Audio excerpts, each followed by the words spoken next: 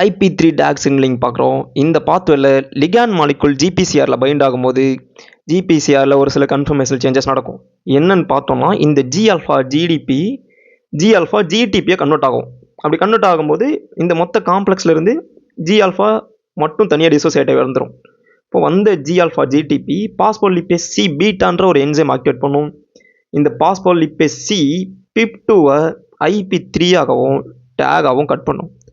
அப்படி கட்டான IP3 diffuse ஆகிட்டு ERல இருக்க IP3 கேட்டட் கால்சியம் சேனலில் பைண்ட் ஆகும். அப்போது இந்த கால்சியம் சேனல் ஆக்டிவேட் ஆகும்.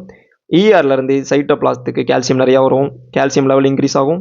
அப்படி இன்க்ரீஸ் ஆகிற கால்சியம் PKCன்ற ப்ரோட்டீனில் பைண்ட் ஆகும். இங்கேருந்து PKC மெம்பரனுக்கு ரெக்ரூட் ஆகும். அப்படி ரெக்ரூட் ஆகிடுச்சு அப்படின்னா அங்கே இருக்க டேகும் சேர்ந்துட்டு இந்த PKC ஆக்டிவேட் பண்ணும்.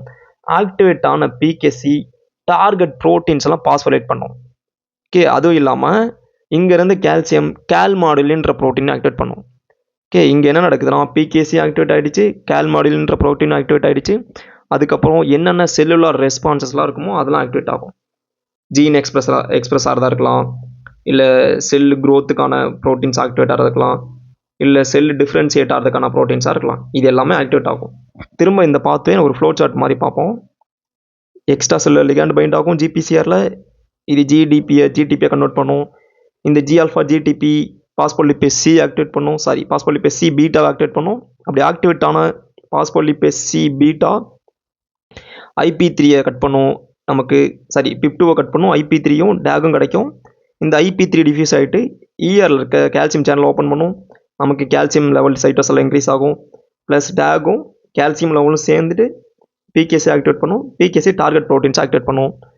இதெல்லாம் என்ன நடக்கும்னா என்னென்ன செல்லுலர் ஆக்டிவிட்டி அதெல்லாம் மெட்டபாலிஸில் இன்வால்வ் ஆகிறது, மசில் கான்ட்ராக்ஷனில் இன்வால்வ் ஆகிறது, செக்ரீஷனில் இன்வால்வ் ஆகிற ப்ரோட்டீன்ஸ் ஆக்டிவேட் பண்ணிட்டு இதெல்லாம் தான் செல்லுலர் ரெஸ்பான்ஸ் எதுக்கானது IP3க்கானது. இதுதான் IP3 DAG சிக்னலிங் பார்த்துன்றது. தேங்க்யூ. அடுத்த வீடியோவில் பார்ப்போம்.